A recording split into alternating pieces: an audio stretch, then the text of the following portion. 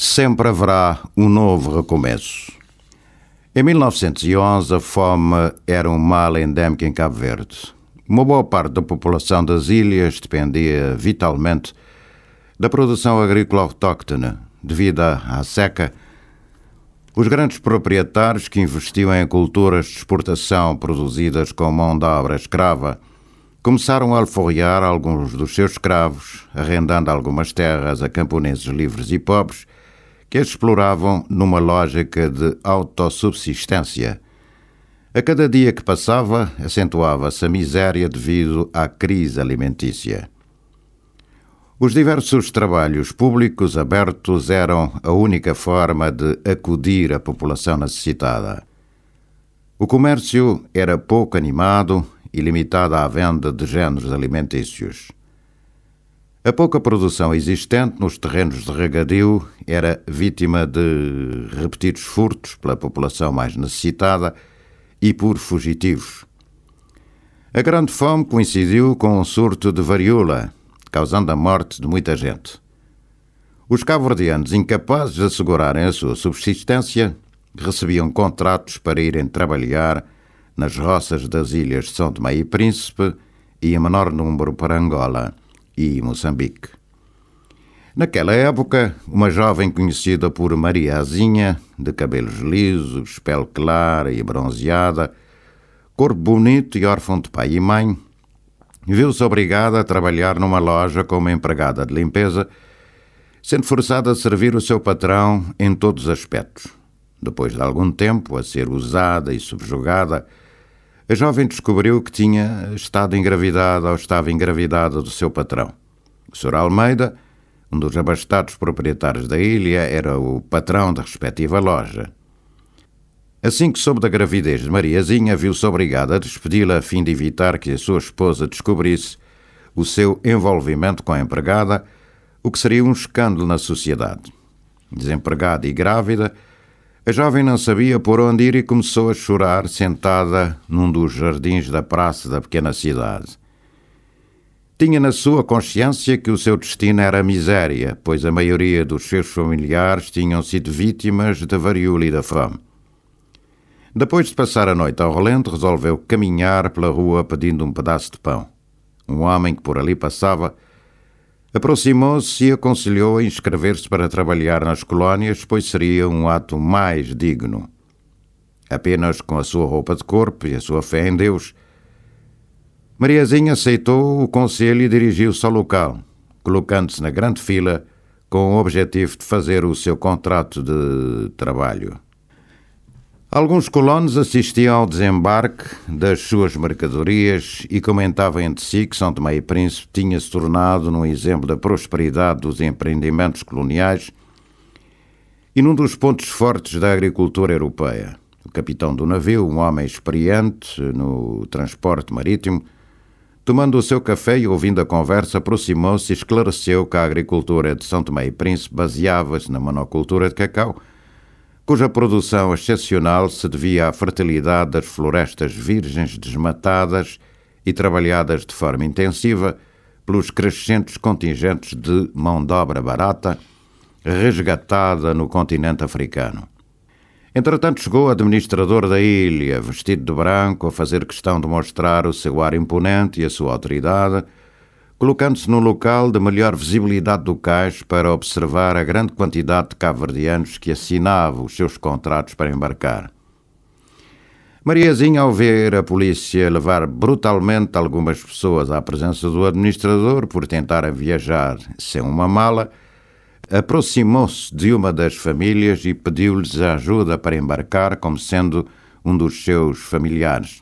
Após a aceitação, a jovem ajuda-os a transportar algumas das suas malas, conseguindo assinar o respectivo contrato e entrar no navio. No final do dia, o grande navio, já carregado com passageiros e os respectivos pertences, fez-se ao mar.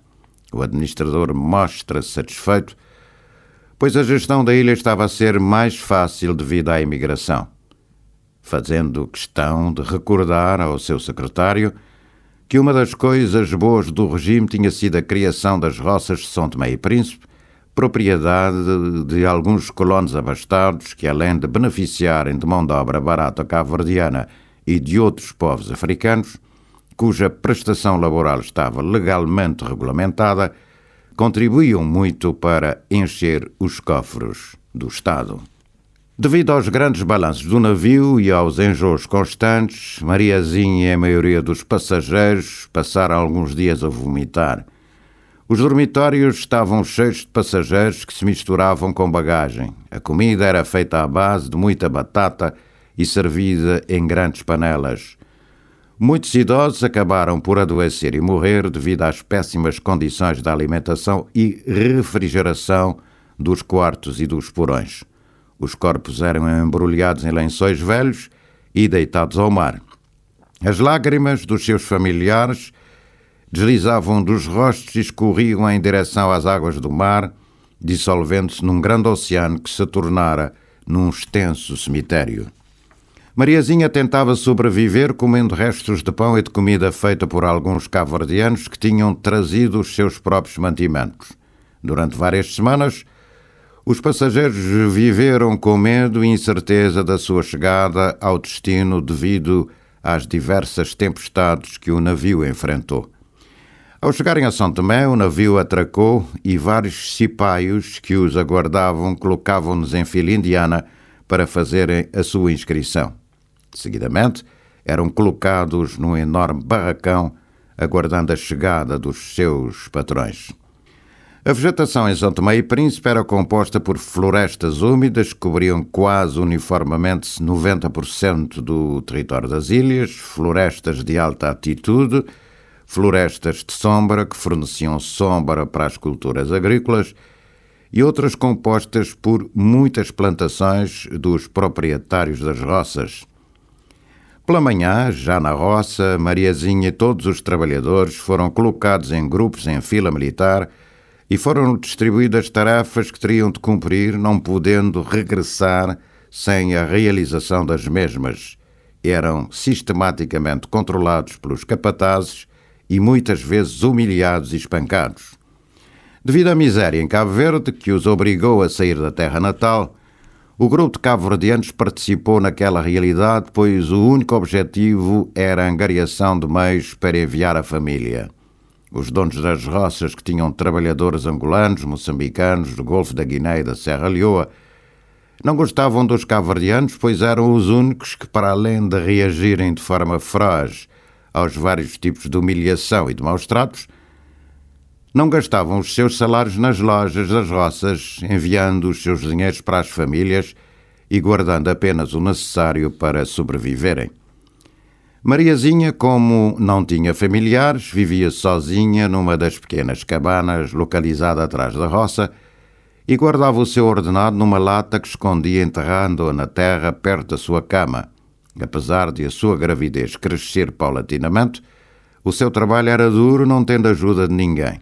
Tinha de cumprir o trabalho diário, estipulado pelo capataz, e não podia ausentar-se antes do seu término. Desta forma, evitaria descontos, açoitamentos e maus-tratos. Não havia perdão para nenhum trabalhador de qualquer idade. As tarefas tinham de ser cumpridas, pois os lucros tinham de ser alcançados. Passaram-se meses e Mariazinha, debaixo do sol e chuva, trabalhava na extração e preparação do cacau para ser exportado. De forma repentina, sentiu as dores de parto, que significava que tinha chegado o momento de nascimento da sua criança. As contrações eram fortes e a dor aumentava a cada momento. O parto aconteceu precisamente no local de trabalho e Mariazinha foi ajudada por diversos cabo-verdianas que deixaram os seus trabalhos para socorrê-la. O capataz, sem saber o que fazer, com o abandono súbito das tarefas, correu para a casa do patrão e pô-lo a par do ocorrido. O proprietário da roça mandou chamar de imediato o enfermeiro para auxiliar a mulher que estava a dar à luz na sua propriedade. Quando da chegada do enfermeiro, ouviu-se o choro do bebê e o canto das mulheres. O enfermeiro criou espaço para ver melhor a paciente e fez o corte de cordão umbilical. Mãe e filho foram levados para a sua humilde casa. Mariazinha tinha dado à luz uma criança muito clara e de olhos azuis, semelhante ao seu progenitor, que era de raça branca. Vários cabo-verdianos propuseram-se a ajudar Mariazinha, mas foram impedidos pelo capataz, que os obrigou a continuarem com as suas tarefas. Mariazinha viu-se sozinha com o seu filho e rezou pedindo a proteção do divino.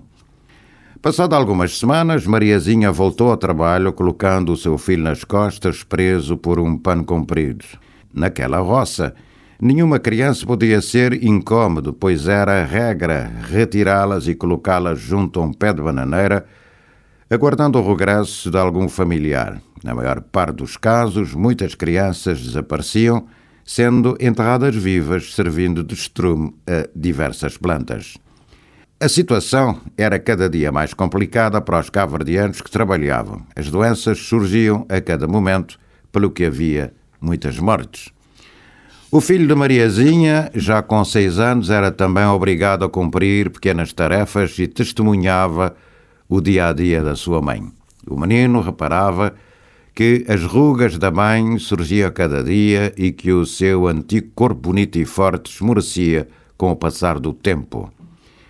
Devido à vida dura e humilhante, grande parte dos trabalhadores abandonava as suas antigas posições para concentrar-se na cidade à procura de novos postos de emprego que raramente encontravam. Os contratos de trabalho eram de 3 a 5 anos e, infelizmente, muitos dos que vinham não conseguiam regressar. Havia constantemente manobra dos patrões para, no momento de atingir o fim do contrato, não os deixar regressar. O contrato de anos de Mariazinha e de muitos outros chegara ao fim e muitos cabo-verdianos não o desejavam renovar. O patrão ordenou que fossem conduzidos ao cais e esperassem pelo navio que os levaria de regresso a Cabo Verde. Mariazinha e o seu filho, sem local para se abrigarem, ficaram a viver na rua juntamente com muitos cabo-verdianos. O dinheiro que tinham conseguido guardar estava a ser usado nas lojas da vila para sobreviverem. As revoltas surgiam a cada momento. Vários homens conseguiam criar enorme desestabilização onde as autoridades entravam em ação. Muita gente foi presa e condenada por rebelião. Mariazinha refugiou-se num quintal de uma casa, achando que seria um local seguro. Toda a cidade estava cheia de cipaios, prontos a prenderem e a usarem a violência, o que originava várias reações políticas em defesa dos antigos contratados, culpando os proprietários das roças pela situação existente. Os cabo-verdianos eram acusados pelos proprietários de algumas roças de serem um povo extremamente agressivo, o que os obrigava a tomar medidas drásticas para defender o comércio internacional de cacau. Mariazinha e o seu filho, refugiados numa pequena barraca, foram descobertos por um capataz moçambicano de grande estatura, cor negra e chapéu largo. Este tinha uma katana e, ao aproximar-se, acusou-os de roubo. Mariazinha, desesperada, humilhou-se, suplicou, contando a verdade. O capataz, chamado João Matus, resolveu aproveitar-se da situação frágil de Mariazinha e cobiçou os encantos da sua beleza. Ela viu-se obrigada a envolver-se, tornando-se mulher empregada. A sobrevivência do seu filho estava em causa e ambos eram obrigados a diversas tarefas humilhantes. Após 2 anos, Mariazinha teve um filho com o capataz, que nasceu moreno e com olhos verdes. Com o término da pena do capataz, este foi ordenado a regressar a Moçambique com todos os seus pertences, incluindo mulher e filhos. Embarcaram no navio rumo a Moçambique e viajaram durante 10 dias. Quando o navio chegou ao Cabo da Boa Esperança, Mariazinha e diversos passageiros ficaram admirados com o encontro dos oceanos Atlântico e Índico. Neste local, os 2 mares diferentes encontram-se e criavam uma barreira entre eles e cada um tinha a sua própria cor, temperatura, salinidade e densidade. Era um espetáculo único e admirável que ficara na mente de todos os que tiveram a oportunidade de o presenciar. Chegado a Moçambique, desembarcaram na cidade de Lourenço Marques, uma das províncias portuguesas. Após o desembarque, João Matus encaminhou as suas cargas e a sua família para a estação de caminho de ferro-comboio. Após adquirirem os respectivos bilhetes, viajaram para o interior em direção a Ressano Garcia. Ao chegarem, alugaram uma carroça de bois que os levou para a aldeia da família Matus. Mariazinha e as crianças contemplavam a grande savana africana, cuja vegetação predominantemente era de plantas gramíneas, o capim, com árvores esparsas e arbustos isolados. Entre alguns arbustos, observavam-se antílopes e javalis que, ao sentirem a presença do ser humano, corriam velozmente e desapareciam no meio do mato. Debaixo do sol ardente e tendo de suportar os fortes solavancos da carroça, Mariazinha abraçava os seus filhos e olhava para o céu, a pensar nas voltas que a vida obrigava a dar. Sentia que se tinha tornado escrava. Naquele momento, a sua vida estava totalmente ligada e comandada por um homem que não era da sua origem. Ao chegarem à aldeia, João Matus foi recebido com festejos e cânticos de boas-vindas, acompanhados por chocalhos e tambores. O olhar intrigado dos aldeões sobre a aparição de uma mulher e crianças claras criava um certo mal-estar. Mariazinha deu conta de que a aldeia estava localizada numa área geográfica muito distante da cidade, onde viviam pessoas que, mesmo colonizadas, não se identificavam com o povo que os colonizou. A sua cultura crioula era muito distinta da cultura moçambicana. Mariazinha sabia que, para receber informação, tinha que conseguir compreender a linguagem para que houvesse transmissão, começando por usar uma linguagem expressiva através dos gestos, sons vocais também. Os seus dois filhos usaram a mesma técnica e rapidamente integraram-se junto das outras crianças da aldeia. João Matus tinha outras esposas e diversos filhos na aldeia que tinham mais regalias e que muitas vezes tratavam a Mariazinha e os seus filhos com desprezo, obrigando-os frequentemente a dormir sem comer. Passado um mês, João Matus decidiu ir à cidade de Lourenço Marques fazer uns trabalhos, deixando Mariazinha e as crianças sob responsabilidades das suas esposas.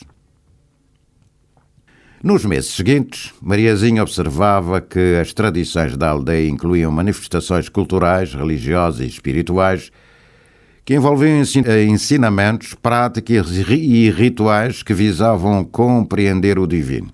Havia uma enorme variedade de métodos utilizados para o tratamento de doenças, métodos baseados na experiência pessoal ou no conhecimento partilhado ao longo de muitas gerações.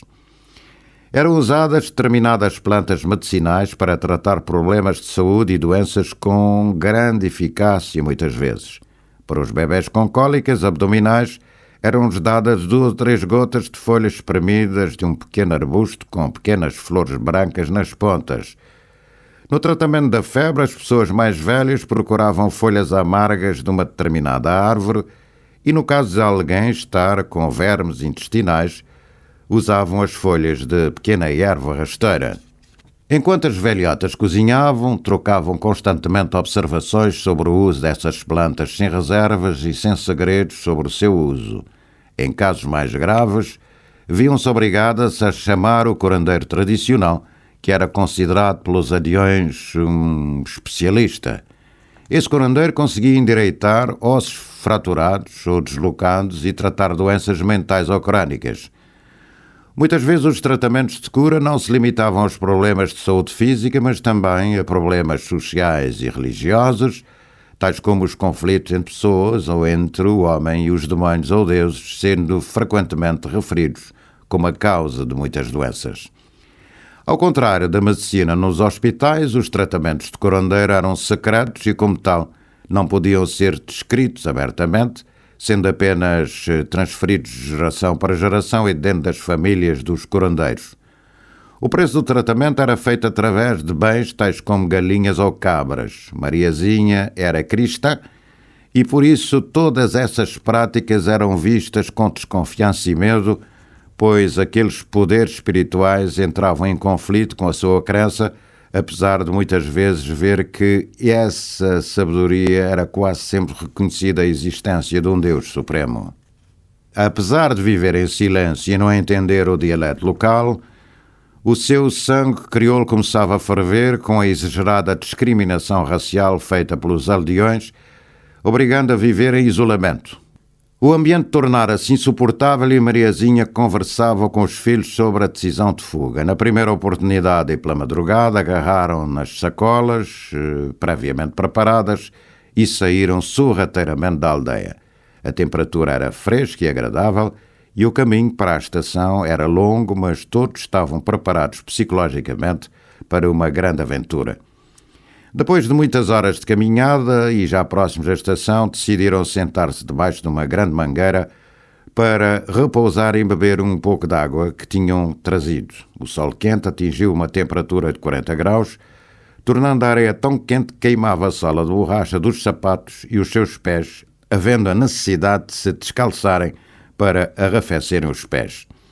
Diariamente, os comboios que por ali passavam vinham de Joanesburgo e de Pretória, transportando cargas e muitos passageiros que procuravam o repouso, o lazer e o negócio. Muitos dos viajantes sul-africanos e portugueses aproveitavam para viajar de comboio, pois era mais fácil fazer-se a ligação para a Europa através de navios atracados no porto. Após a compra dos respectivos bilhetes, entram para o comboio e sentam-se em locais estratégicos para uma melhor visibilidade da paisagem. O comboio apita e começa a deslizar pelos carris.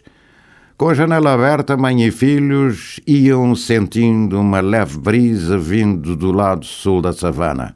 Depois de meia hora ao som de tchuc-tchuc, do deslizar do comboio sobre os carris, os três acabam por adormecer, deixando os sonhos invadirem os seus desejos. Depois de algumas horas de viagem e de um sono profundo, são acordados pelo som forte do apito do comboio que anunciava a chegada à estação dos caminhos de ferro de Lourenço Marques. Mariazinha e os filhos descem do comboio e, como não tinham para onde ir, optam por ficar sentados numa das cadeiras da estação até o nascer do dia. Logo pela manhã, são acordados brutalmente pelo chefe da estação, que os convida a abandonarem o local. Ao abandonar a estação, a cidade de Lourenço Marques surpreende-os, pois, além de ser organizada, limpa e bonita, tinha um clima aprazível e situava-se junto ao mar, tendo vários tipos de acessibilidade, como barcos, comboios e estradas. Havia bonitas casas, muito movimento nas ruas, algumas instalações desportivas e o exotismo informal cultural luso-africano. A Rua Araújo era mais movimentada, pois ficava num local muito acessível para as centenas de marujos que desembarcavam e desejavam divertir-se com mulheres. Mariazinha percorreu os vários cantos da cidade à procura de um emprego. O dinheiro que ainda tinha servia para pagar o quarto mais barato e dar de comer aos filhos. Depois de uma semana, conseguiu finalmente arranjar um trabalho de faxineira. Com um ordenado semanal, conseguiu alugar nos arredores da cidade uma pequena casa feita de chapa que no inverno gelava e no verão fervia. Os anos foram-se passando e, para além de faxineira, Mariazinha tinha-se tornado lavadeira de roupa de várias casas. O seu trabalho árduo de sol a sol dava-lhes melhor estabilidade de vida e, por esse motivo, os seus filhos conseguiam ter todo o material escolar e ser alimentados. Com o passar dos anos, foi descobrindo diversos cabo-verdianos que, devido à revolta criada nas plantações de açúcar de Chinavan, tinham sido levados para Lourenço Marques. No centro da capital de Moçambique, Lourenço Marques, viviam os brancos. Os índios de Goa, Damão e Diu viviam no centro da cidade, nas margens da Baía. Os negros viviam na cidade de Caniço, que era um conjunto de bairros periféricos em condições precárias, de onde não podia sair nem circular sem documentos. Os cabo-verdianos contratados tinham sido colocados no bairro de Mafalala, que tinham características e particularidades diferentes, pois era mais evidente o tecido social, onde a heterogeneidade das origens dos seus habitantes gerava uma urbanidade que se destacava. No seio dos convívios crioulos, muitos recordavam-se dos seus familiares em Cabo Verde, dependentes da sua sorte e do pouco dinheiro que às vezes era possível enviar. Depois de alguns anos, Mariazinha, surpreendida por João Matusse, que há muito a procurava para a levar de novo para a sua aldeia. Nervoso e de forma bruta, agarra no pulso de Mariazinha, obrigando-a a segui-lo. A reação de Mariazinha foi repentina, agredindo-o e atirando-o bruscamente para o chão. Seguidamente, deu-se-lhe socos e fortes pontapés. João Matusse, surpreendido pelo ataque feroz e surpreendente de Mariazinha, tenta ripostar, mas foi violentamente agredido com uma pedra que lhe partiu a cabeça e o fez desmaiar. Uma grande multidão de pessoas aproximou-se para ver um homem caído no chão que sangrava incessantemente. O aglomerado de pessoas chama a atenção das autoridades policiais, que resolveram usar a violência para dispersar a multidão presente. Mariazinha foi presa e condenada a vários anos de cadeia. Os seus 2 filhos ficaram abandonados à sua sorte. Mariazinha fora encarcerada numa ala de penitenciária onde ficavam os políticos que eram sistematicamente espancados e torturados. Depois de muitos anos, Mariazinha saiu da cadeia, cheia de rugas, velha e doente. A sua única preocupação era poder reencontrar os seus filhos. Ao chegar ao bairro onde vivera, apercebe-se que a sua antiga casa estava habitada por outras pessoas e que os seus pertences tinham sido distribuídos pelos diversos vizinhos. Caminha suavemente pelo bairro, passando por diversos cabo-verdianos outrora conhecidos, e ninguém a reconhecia. Cansada e com fome, sentou-se nas escadas de uma pequena igreja onde as pessoas que por ali passavam lhe ofereceram algumas esmolas. Ao final da tarde, Mariazinha resolveu entrar na igreja para assistir à missa. Ajoelhou-se e rezou a Deus, pedindo-lhe reencontro com os seus filhos.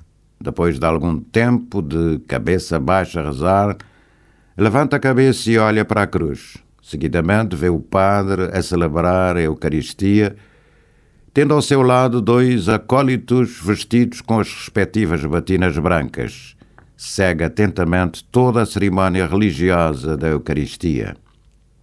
Nos últimos momentos da missa, Mariazinha desmaia de tanta fraqueza, sendo socorrida de imediato por algumas pessoas presentes. Na primeira oportunidade, o padre, acompanhado pelos seus 2 acólitos, se aproximam e a levam-na, colocando-a numa cama de um dos quartos situado nas traseiras da igreja. Os 2 acólitos, ao deitarem Mariazinha sobre a cama, reconhecem que aquela mendiga era sua mãe, que julgava morta. A felicidade foi tanta que contagiou o padre, que rapidamente cria condições para uma boa e digna recuperação de um ser humano. Passadas algumas semanas, Mariazinha, já recuperada, está rodeada pelos seus 2 filhos e conta-lhes o motivo do seu desaparecimento. Os 2 jovens, por sua vez, contam que foram amparados pelo padre, que dedica-se a ajudar crianças abandonadas. A porta do quarto abre-se e aparece o padre, que ao vê-la recuperada e rodeada pelos seus 2 filhos, fica feliz e convida-a para ser a futura cozinheira do orfanato paroquial. A alegria de Mariazinha foi tão grande que os seus olhos lacrimejaram e, num gesto carinhoso, abraça os filhos e olha para o céu, agradecendo a Deus por um novo recomeço de felicidade, dedicado a todos os cabo-verdianos que foram trabalhar nas colónias portuguesas nos anos 30 e 40. Conto de Júlio Silva, dedicado aos imigrantes